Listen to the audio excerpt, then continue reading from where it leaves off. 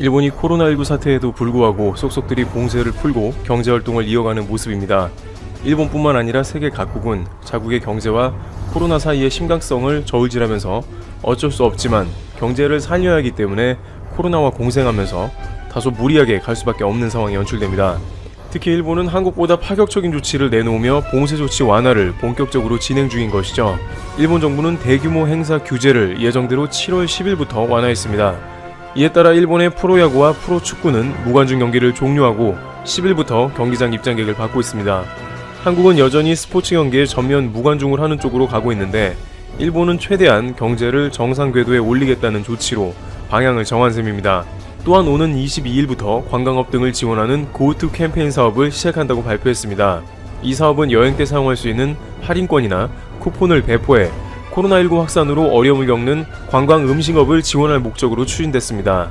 우리나라의 재난지원금과 비슷한 형태인데 여행 관련 분야만 사용 가능한 쿠폰인 것입니다.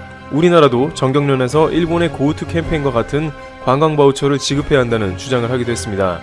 유엔 세계관광기구에 따르면 국제관광 통계가 집계되기 시작한 1950년 이래 최악의 위기 상황에 직면했다고 봤습니다. 올해 글로벌 관광 수입이 작년 수입 대비 62% 이상 감소할 것으로 전망했기 때문에 심각한 것입니다. 특히 일본의 관광업은 수년 동안 경제 침체의 국면에 들어간 일본에 있어서 매우 중요한 분야였습니다. 아베 총리는 2020년은 도쿄올림픽을 치르는 동시에 약 4천만 명의 외국 관광객 유치 목표를 제시하기도 했습니다. 그러나 관광은커녕 도쿄올림픽은 취소가 되었으며 코로나로 국내 관광마저도 올스탑 되었던 것입니다. 결국 일본 정부는 20조 원을 추경 편성했습니다. 8월 말부터 쿠폰 형태로 여행, 외식, 이벤트, 쇼핑 등의 할인 혜택을 제공하며 자국 내에서 숙박하면 1박에 약 23만원 한도로 최대 50%까지 할인받을 수 있습니다. 일본도 이제 관광업에 상당히 의지하고 있는 것으로 이와 같은 관광 주요국들은 관광산업에 정부의 예산을 상당히 투입하고 있는 상황이며 일본은 그 국가들 중에서도 많은 예산을 배정하면서 몸부림치는 상황인 것입니다. 그런데 여기서 일본은 이제 해외 입국자들도 본격적으로 받아들이겠다는 구체적인 작업에 돌입했는데 다양한 국가의 유학생이나 사업가 등부터 받아들이는 방안으로 궁극적으로는 해외여행도 시작할 것이라는 목표입니다. 특히 국내 여행객보다 단기간에 훨씬 많은 금액을 소비하고 떠나는 해외여행객은 일본 정부에 있어서 매우 중요한 수입원이기 때문에 가능한 빠른 시일 내로 입국 가능한 국가들을 추려낸다는 방침입니다. 그런데 그 와중에 아베 총리의 특별 지시가 있었던 것입니다. 그는 코로나 입국 제한의 완화는 한국과 중국보다 대만에 대해 먼저 이뤄지도록 하라고 지시했다고 아사히 신문이 복수의 정부 관계자를 인용해 12일 보도했습니다. 보도에 따르면 일본 정부는 6월 들어 외국과의 왕래 재개를 향해 움직이기 시작했습니다. 첫 협상 대상국은 베트남과 타이, 호주, 뉴질랜드였습니다. 코로나19 감염 상황과 경제계 등의 요구를 고려할 때 2차 협상 대상국은 중국, 한국, 대만이라는 정부 내 컨센서스 합의가 있었다고 아사히는 전했습니다. 그런데 2차 협상을 검토하는 시점에 대만을 선행하도록 이라는 아베 총리의 지시가 있었다고 합니다. 아베 총리의 이런 지시는 국내 보수파가 우호적으로 생각하는 대만을 한국이나 중국에 앞세워 지지층의 반발을 완화하려는 의도로 보인다고 아사히는 분석했습니다. 아베 총리의 지지층인 보수파는 한국과 중국에 대해서는 강경한 자세를 기대합니다. 그러나 세계 2위 경제대국인 중국과 이웃나라인 한국과의 외교관계도 무시할 수는 없었습니다. 외무성은 교섭 진입을 동시에 하지 않으면 중국 및 한국과의 관계가 틀어질 수 있다고 우려했다고 합니다. 이에 교섭은 거의 동시에 시작해 합의는 대만과 먼저 이루어지도록 하는 방침이 부상했다고 전했습니다. 또한 한국에 대해서는 여전히 부정적이므로 동시에 10개 국가를 한꺼번에 해서 한국을 희석시킬 방침입니다. 코로나19 상황이 안정적인 브루나이와 미얀마, 말레이시아 등 10개국을 추가해서 입국 국가들이 많아지면 한국이 눈에 덜 띄니까 한국이 포함됐다는 비판이 대폭 줄어들 것이라는 조치라는 것입니다. 하지만 이러한 소식이 전해지자 오히려 국내에서는 아베 총리의 지시를 환영한다는 반응이 나오고 있습니다. 일본에서 한국의 입국을 늦추고 서로 간의 교류가 최대한 미뤄져야 한다는 의견이 많아진 것입니다. 한 네티즌은 일본 상황이 현재 매우 심각한데 검사도 제대로 이루어지지 않는 것은 여전하다면서 만약 확진자 미상이 많은 일본에 한국인이 가거나 일본인들이 한국에 오면 한국은 위험해진다고 우려합니다. 실제 최근 일본 상황을 보면 일본은 확진자가 2주 전보다 8배 이상 급증한 모습을 보입니다. 2주 전만 해도 한국과 같이 일 50명 내외의 확진자의 추이를 보이며 비슷하게 가던 일본이었습니다만 봉쇄를 풀면서 확진자가 폭발적으로 증가해서 최근 4일간은 매일 400명 내외의 확진자가 나옵니다. 도쿄에서만 하루 200명 이상인데 문제는 일본은 민폐를 끼치면 안 된다는 문화가 있기 때문에 증상이 있어도 숨기고 있는 사람이 많다고 전해지며 무증상자까지 있으면 감염자 폭발이 눈앞에 있다는 것이죠. 확진자가 폭발한 국가들을 보면 이처럼 순식간에 확진자가 늘어나면서 매일 수천 명, 수만 명 단위로 속도가 빨라지므로 일본은 매우 중요한 시기에 있다고 전해집니다. 지금 다시 봉쇄하지 않으면 안 된다는 의견도 나옵니다. 본토와 떨어진 오키나와조차 미군 부대에서 수십 명의 확진자가 발생해 일본 전역이 확산 폭발로 갈 수 있다는 것입니다. 게다가 한국과 같이 감염자를 추적하는 역학조사가 제대로 안 돼서 2차, 3차 감염 추적에 대부분 실패합니다. 현재 매일 나오는 감염자 중에 절반은 어디서 감염되었나 전혀 그 경로를 알 수 없다고 전해지고 있습니다. 그러나 막상 일본 당국의 반응은 더욱 황당한 것인데요.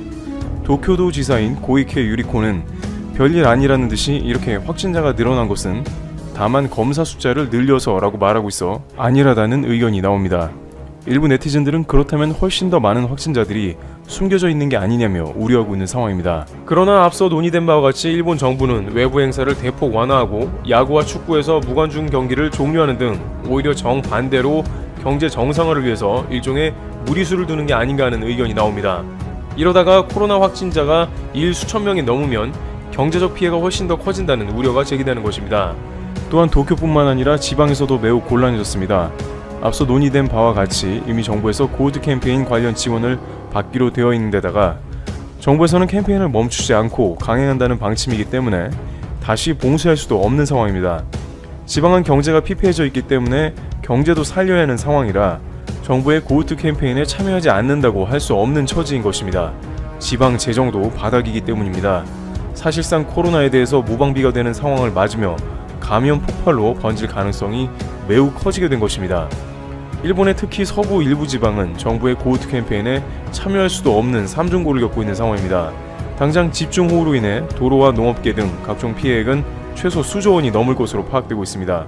여행객을 유치할 수 없을 뿐만 아니라 수혜를 복구하는 데 온갖 자원을 투입해야 하는 상황에 처하고 있습니다. 따라서 도쿄를 중심으로 코로나가 집중적으로 확산되며 지방에서는 또 여행객을 대규모로 유치해야 하므로 전국적인 확산이 가시화되는데 이번에는 지난 3월의 확산 일로의 모습같이 방치할 수밖에 없다는 것입니다. 그러나 이미 일본 전문가는 지난 4월에 일본에 알려진 코로나 확진자는 당국이 발표한 수치의 12배 정도라면서 그 이후로 PCR 진단키트로 검사받은 사람들이 적고 양성 판정이 오류일 가능성, 무증상자의 비율 등을 따져 실제로는 훨씬 많은 확진자가 있다고 지적한 바 있습니다. 이러한 불길한 예측이 PCR 검사 등이 늘어나게 되면서 현실화된 게 아니냐는 의견들도 등장하고 있습니다. 원래는 드러나지 않은 감염자가 상당히 많았다는 것이죠. 상황이 이러다 보니 여전히 국내 네티즌들은 일본과의 조기 교류는 시기상조라는 반응이 나오고 있습니다. 네티즌들은 아베 총리가 한국에 연달아 외교 강경책을 내놓으며 좋지 않은 분위기를 연출하고 있지만 오히려 그것이 한국을 보호하게 되는 셈이라며 현재는 코로나가 심각한 일본과 거리를 둬야 한다는 입장입니다.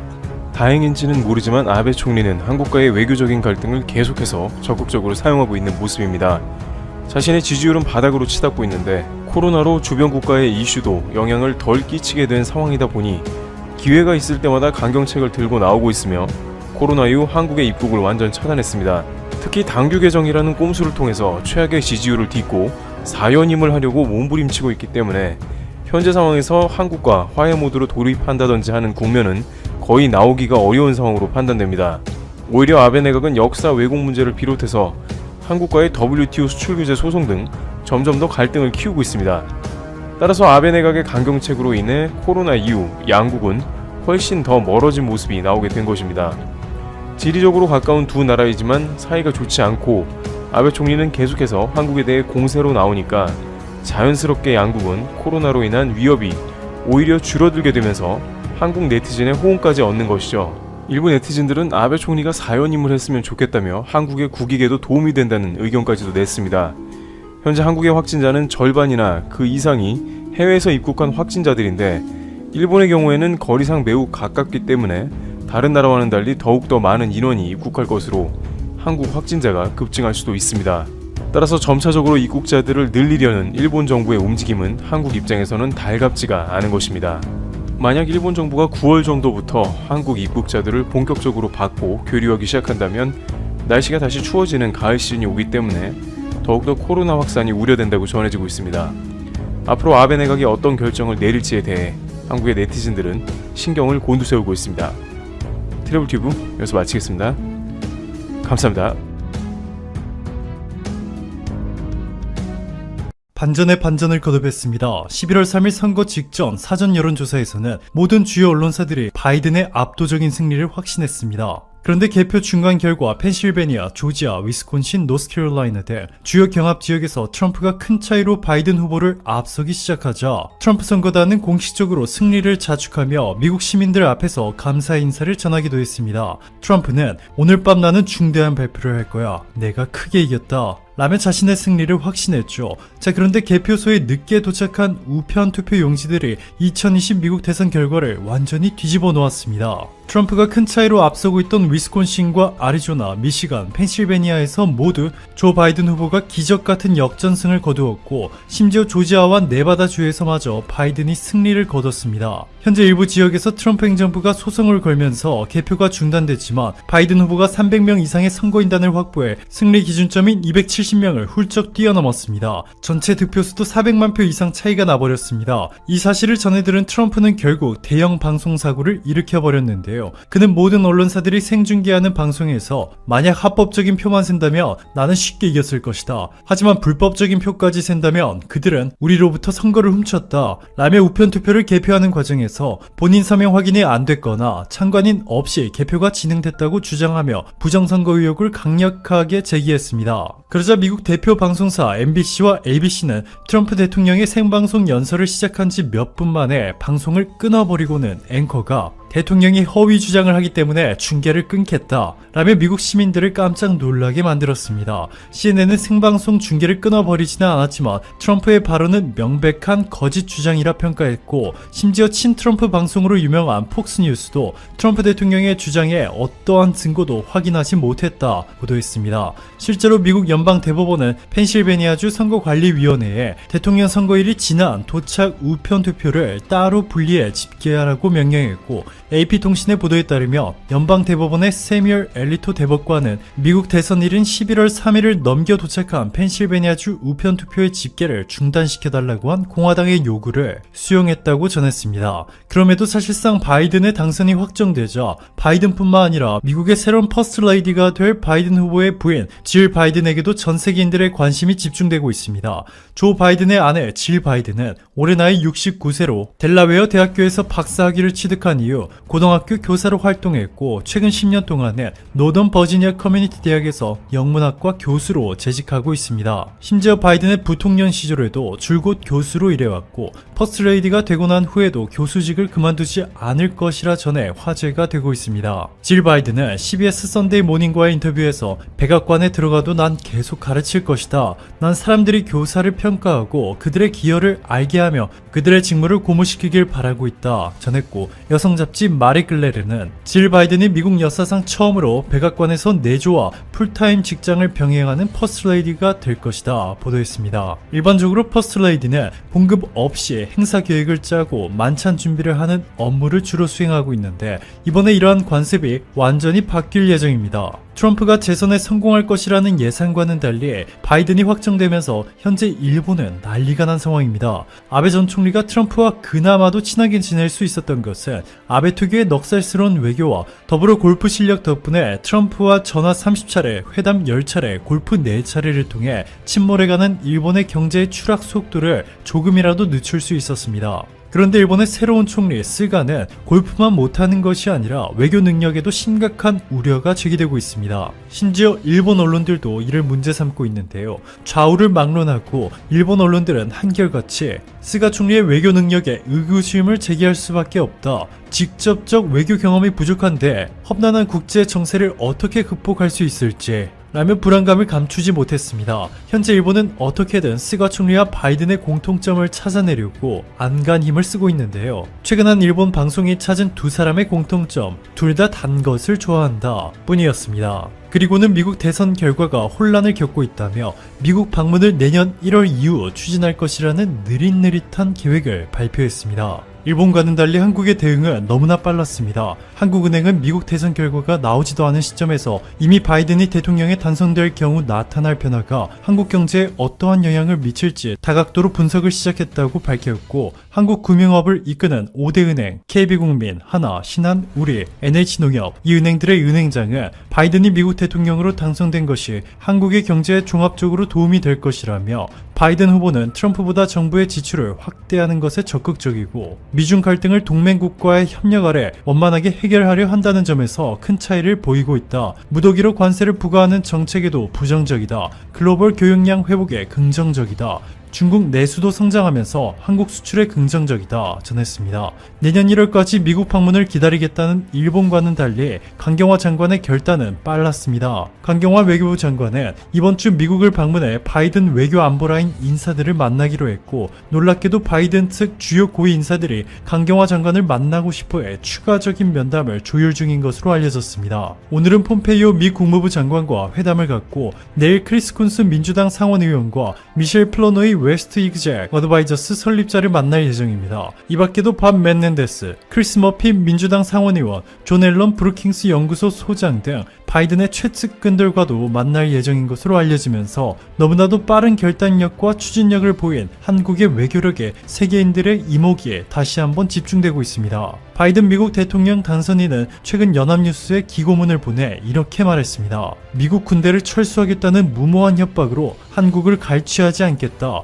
동아시아와 그 이상의 지역에서 평화를 지키기 위해서 동맹을 강화하면서 한국과 함께할 것이다 라고 말이죠. 한국의 현재 수준의 5배에 육박하는 방위비를 요구했던 트럼프의 대한국 외교정책을 완전히 뒤집어버리고 더 이상 돈을 더 받지 않겠다는 것입니다. 또한 오바마 정권 때와는 달리 한국계 미국인의 북녘 이산가족 상봉도 함께 추진하겠다며 적극적인 태도를 보이고 있어 기대를 모으고 있습니다. 하지만 안타깝게도 종전선언의 기대감은 한풀 꺾여버렸습니다. 바이든은 트럼프와의 토론회에서 줄곧 김정은 북한 국무위원장은 좋은 친구가 아닌 폭력배다. 트럼프 대통령이 독재자 김정은을 포용하면서 북한은 이전보다 더 많은 핵 능력을 갖춘 상황이 됐다. 라며 김정은 국무위원장과 히틀러가 동일선상에 있다고 맹비난한 바 있고, 북한의 언론은 바이든과 같은 정신 나간 사람을 살려두며 더 많은 사람을 해칠 수 있으므로 더 늦기 전에 몽둥이로 혼쭐을 내줘야 한다. 바이든은 모리간상배, 사흘 굶은 들깨,